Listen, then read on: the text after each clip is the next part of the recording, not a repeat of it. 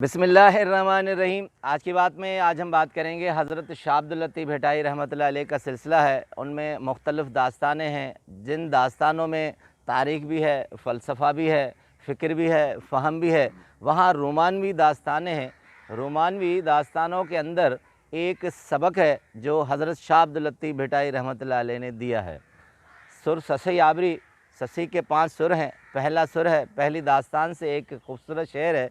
मोहब्बत जंजे मन में तन तशनगी तार, पी प्यालो उञ जो उञ सी उञ उथियार, पुन्हू पाण पियार तो उञ सी उञ उझाया। तशरी और सबक जो फ़िक्र है वो बाद में। इससे पहले मैं चाहूँगा कि जदीद दौर से हम हज़रत शाह अब्दुल लतीफ़ भटाई के इस शेर की तशरी करें कि उसने मोहब्बत की बात की है। वैसे मैं एक बात आपसे शेयर करना चाहूँ कि हम समझते हैं कि हम मोहब्बत की दास्तानों में सिर्फ़ सेंट्रल एशिया में जितने ममालिक हैं या जितने मुस्लिम ममालिक हैं उनमें रोमानवी दास्तानें पाई जाती हैं। जैसे हज़रत शाह अब्दुल लतीफ़ भटाई ने सुसी पनू, उसके अलावा सोहनी महवाल का किस्सा है, सऊदी अरब में लैला मजनू का किस्सा है, मगर हमें कहीं भी यूरोप में कोई रोमानवी दास्तान नज़र नहीं आती। इसकी वजह यह है कि यूरोप में जहाँ इतनी बेरारवी है, इतनी आज़ादी है, तो पूरे तारीख़ में कोई भी रोमानवी किस्सा हमें नज़र नहीं आता जिनका हम तारीख़ में ज़िक्र करें कि कोई ऐसा वाक़या हुआ हो। मगर जदीद दौर में 1970, 71 और 75 में 70s के दौर में एक अजीब रोमानवी दास्तान है जो दौर हाज़िर में उसने तारीख़ रकम की है।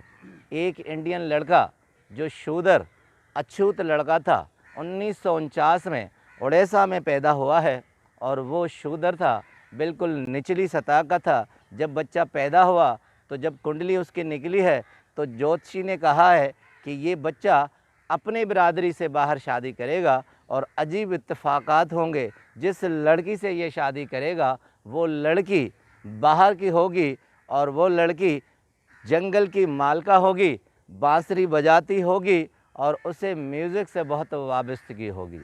जब बच्चा शूदर बड़ा हुआ तो अपने ही इलाके के किसी स्कूल में उसने दाखिला ली। महांदिया उसका नाम था। महांदिया ने जब दाखिला ली तो गुर्बत की वजह से उसे फ़ीस नहीं थी तो न भर सका, मगर कुछ मुखय्यर हजरात थे, उन्होंने उसे दाखिला दिलाई। आर्ट का बड़ा दिलदादा था। आहिस्ता आहिस्ता जब कॉलेज की हद तक गया तो वो पेंटिंग और आर्ट्स में दाखिला के लिए बेताब था, तो दिल्ली आर्ट्स ऑफ कॉलेज में उसने महांदिया ने दाखिला ले ली।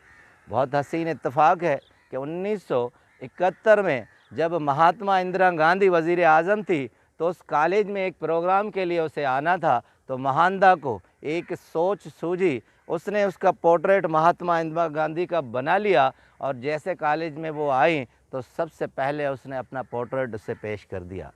पोर्ट्रेट इतना खूबसूरत था कि इंदिरा गांधी ने उसे शाबाश दी। यही शाबाश थी जो उसकी गूंज पूरी दिल्ली से लेकर इंडिया तक गूंज गई और उसके पोर्ट्रेट बहुत मशहूर होने लगे। अब महांदिया को ये सूझा कि मैं तो शूदर हूँ, अछूत हूँ, बहुत गरीब हूँ, मैं अपने काम को किस तरह आगे बढ़ाऊँ।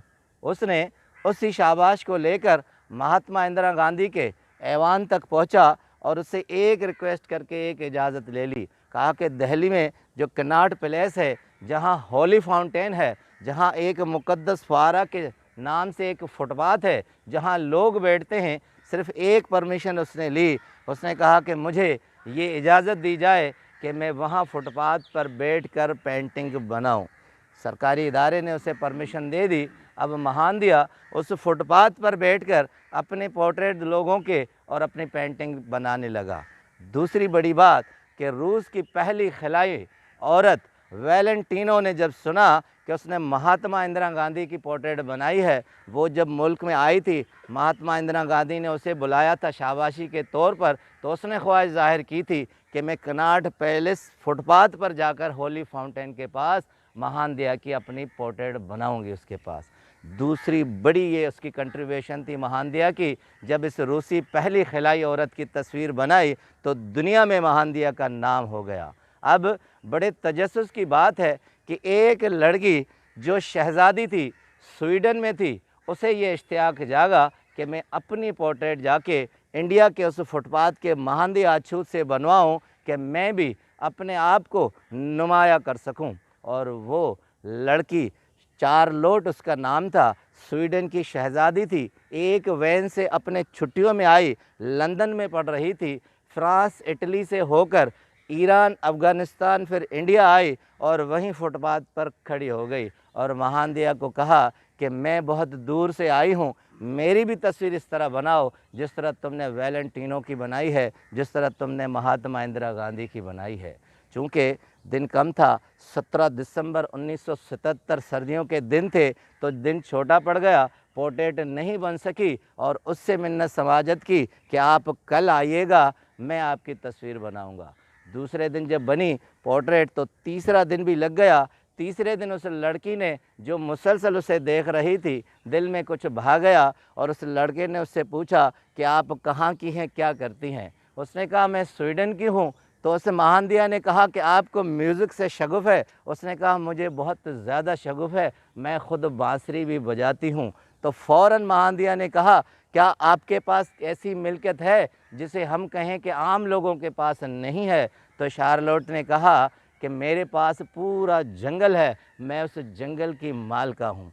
तो उसने कहा कि मेरी एक शर्त है कि मैं 10 रुपये में एक पेंटिंग बनाता हूँ। और उसने कहा कि मैं तुम्हें 20 रुपये देती हूँ, मगर उसने कहा मैं आपसे 10 रुपये भी नहीं लूँगा, शर्त सिर्फ़ ये है कि आप मेरे घर चलें, मेरे घर वालों से मिलें। जैसे ही वो उसके घर वालों से मिली तो एक अजीब उनसियत थी, दोनों का आपस में हो गया माशका और ये इश्क पूरी दुनिया में अखबारात में आ गया। टाइम मैगज़ीन से लेकर वाशिंगटन पोस्ट से आ गया। आप गूगल से यूट्यूब तक सर्च करेंगे तो आपको महानदिया और शार्लोट के चर्चे नज़र आएंगे। मगर बड़ी बात कि वो सिर्फ़ 4 दिन के लिए आई थी, उसे स्वीडन वापस जाना था। लंदन जाकर तालीम मुकम्मल की और अपने शाही ख़ानदान में चली गई। अब उनकी ख़तो किताबत होने लगी, मगर मसला ये आ गया कि इस शाही घराने को कैसे ये हो कि वो उससे उसके ताल्लुकात बहाल रखें। आखिर ख़तों का सिलसिला ख़त्म हो गया, शाही ख़ानदान ने मना कर दिया शार्लोट को। अब यहाँ महानदिया बहुत तड़प रहा था। 1977 से लेकर 78 से 8 तक वो जाने के लिए सोचा, मगर वो गरीब था, उसके पास पैसे नहीं थे। मगर एक ट्रिक सोची, 70s में वीज़े का बड़ा मसला नहीं था। उसने हवाई जहाज़ की टिकट तो नहीं ख़रीदी, मगर दौरे हाज़िर में तारीख़ गवाह है कि उसने एक साइकिल ले ली और कहा कि मैं इंडिया से स्वीडन जाऊंगा और इस साइकिल पर जाऊंगा। उसे 1 माह से 1.5 माह लगा। वो स्वीडन गया और शाही ख़ानदान का पता पूछकर शार्लोट से मिला। बहुत मिज़ामत हुई, मगर उन दोनों की शादी हो गई। 50 साल का ज़ायद अरसा हो चुका है। आप अब भी सर्च करेंगे, ये जोड़ा आज भी अपने मोहब्बत में इस तरह गिरफ़्तार है जैसे पहले दिन से गिरफ़्तार था। इसी सारे मंज़रनामे को लतीफ़ सरकार कहते हैं कि मोहब्बत जिन जे मन में तन तशनगी तार, जिनके अंदर में मोहब्बत होती है उनका तन तशनगी से भरा होता है। पी प्यालो उन्य जो, अब प्यास उझाने के लिए प्याला मत पियो, प्यास को बढ़ाने के लिए पियो।